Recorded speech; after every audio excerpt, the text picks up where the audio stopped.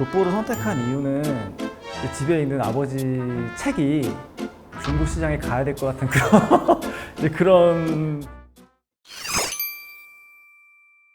안녕하세요. 저는 연세와병원에서 족부 족관절 질환을 담당하고 있는 정형외과 전문의 박유정이라고 합니다. 정형외과에 우리가 무릎, 허리, 어깨 이런 식으로 요즘에는 다 세분화돼서 진료를 보고 있듯이 족부 족관절도 하나의 이제 독립적인 분과로서 굉장히 요즘에 이제 환자분들도 많이 찾아주시고 많이 발전이 되고 있는 그런 추세입니다. 하루에 평균적으로 한 10,000보 정도를 걷는다고 해요.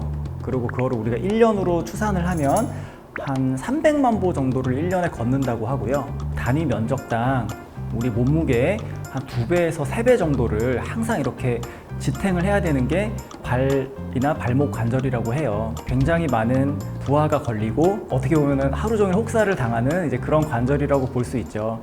발 모양을 제가 들고 나왔는데 발을 발 앞쪽, 중간, 뒤쪽, 그 다음에 이제 발목 이렇게 해서 4군데로 나눠서 족부 정형외과에서는 어떤 치료를 하게 되는지 이런 것들을 좀 간략하게 짚고 넘어가는 시간을 가져보도록 하겠습니다. 첫 번째로 발 앞쪽을 좀 먼저 설명드리겠습니다. 엄지발가락이 이제 바깥으로 휘는 무지외반증, 엄지발가락의 관절염, 그리고 발가락이 갈퀴 모양으로 꺾이는 갈퀴족, 망치족 뭐 이런 식으로 이제 발가락 변형, 이제 발가락 앞쪽에서 일어나는 그런 문제들이라고 볼 수 있고요. 발가락 중간 부분에서 일어나는 문제는 지간신경종이라고 해서 세 번째, 네 번째 중족골 사이에 보통 많이들 오게 되고요.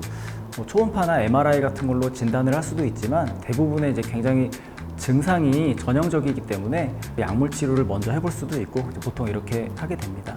거의 대부분이 이제 뒤꿈치 통증이 굉장히 많으세요. 많이들 들어보셨겠지만 족저근막염, 발바닥 쪽에 뒤꿈치에서 발가락까지 이렇게 이어지는 두꺼운 막 같은 조직이 있는데 요거를 이제 족저근막이라고 하는 조직인데요. 반복적인 부하와 반복적인 스트레스로 인해서 만성적인 염증이 생긴 경우를 우리가 족저근막염이라고 부르게 되고 뭐 스트레칭이나 약 처방, 그 다음에 저희 병원에서 시행하는 그런 뭐 충격파 치료 이런 것들로 90% 이상은 수술하지 않고도 잘 나을 수 있는 그런 병이 족저근막염이고요.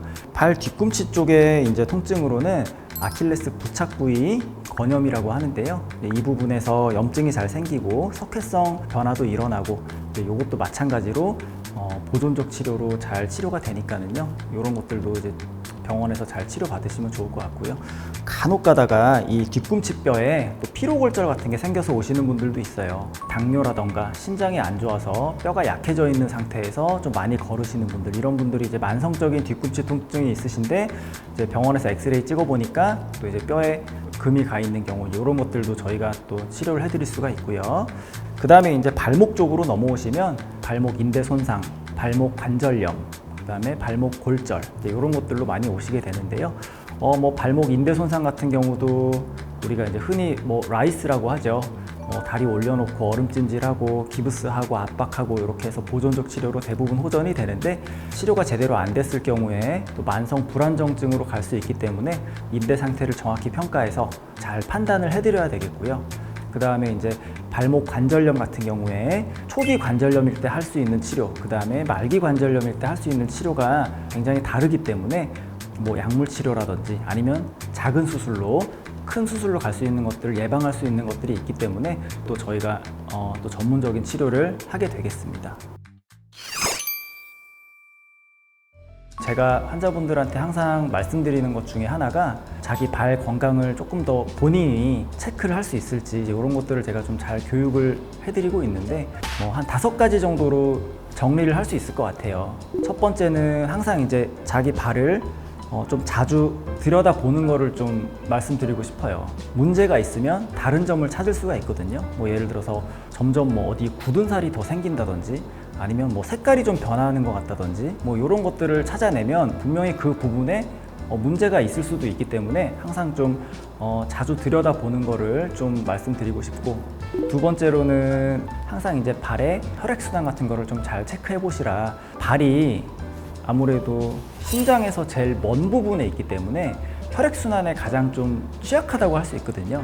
특히나 뭐 당뇨나 이런 거 있으신 분들, 뭐 혈관이 안 좋으신 분들이 이제 뭐 좀 상처가 나면 잘 안 낫고 문제가 생기는 것도 다 그런 이유인데, 뭐 집에서 간단히 할 수 있는 것들이 이제 발등 쪽에 혈관을 좀 만져보셔서 그 혈관이 잘 뛰는지 뭐 이런 것들을 체크해 보시라고 말씀드리고 싶고, 세 번째는 이제 감각 체크인데, 화장하는 붓 같은 거나 연필 지우개 같은 거, 그런 걸 이용해서 뭐 발가락 같은 거 이제 끝에 이런 것들을 좀 살짝 만져보셔서 감각이 일정한지 체크해 보시면, 그게 이제 발 문제일 수도 있고 아니면은 또 이제 허리 쪽에서 뭐 신경이 눌려서 뭐 발 쪽에 감각이 좀 떨어지든지 이런 걸 수도 있기 때문에 뭐 감각 체크 같은 거를 좀 해보시는 게 좋을 것 같다는 그런 말씀을 또 드리고 싶고요. 그다음에 네 번째는 이제 통증.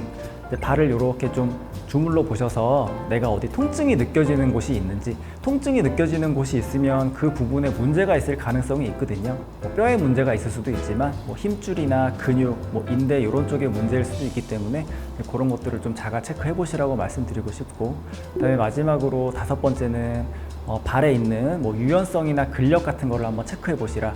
뭐 제일 하기 쉬운 거는 그냥 맨바닥에 수건 깔아놓고 발가락으로 이렇게 집어서 들어 올릴 수 있는지, 뭐 제가 말씀드린 5가지만 잘 체크해 보셔도 병원에 와야 되는지 안 와야 되는지 그런 것들을 좀 체크해 보실 수가 있을 것 같습니다. 제가 발을 전공을 했기 때문에 발 쪽으로 좀 특화를 해서 진료를 준비하려고 신경을 좀 많이 쓴 편이고요. 저희 아버지도 외국에서 전공하셔서 우리나라의 족부를 좀 발전시키고 들여오신 1세대 족부 정형외과 전문의시고, 족부를 전공한 3명이 전담해서 보는 병원은 많이 없을 걸로 생각이 되고요. 의료진이 많다 보면은 또 서로 치료 방법에 대해서 또 고민하고 의논하고 해서 더 적절한 환자분께 치료 방법을 선택해서 드릴 수 있으니까요. 다른 병원에서 치료가 좀 어렵다거나 아니면 안 나와서 고민하시고 계신 분들 찾아주시면 좋을 것 같습니다.